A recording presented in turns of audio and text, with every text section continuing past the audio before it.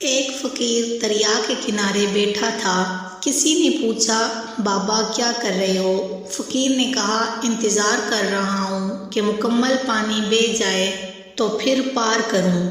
اس آدمی نے کہا، کیسی بات کرتے ہو بابا؟ مکمل پانی بہہ جانے کے انتظار میں تو تم کبھی دریا پار ہی نہیں کر پاؤ گے۔ فقیر نے کہا، یہی تو میں تم لوگوں کو سمجھانا چاہتا ہوں کہ تم لوگ جو ہمیشہ یہ کہتے رہتے ہو کہ ایک بار گھر کی ذمہ داریاں پوری ہو جائیں تو پھر نماز پڑھوں گا، تلاوت شروع کروں گا، حج کروں گا، خدمت کروں گا، جیسے دریا کا پانی ختم نہیں ہوگا، ہمیں اس پانی سے ہی پار جانے کا راستہ بنانا ہے، اسی طرح زندگی ختم ہو جائے گی۔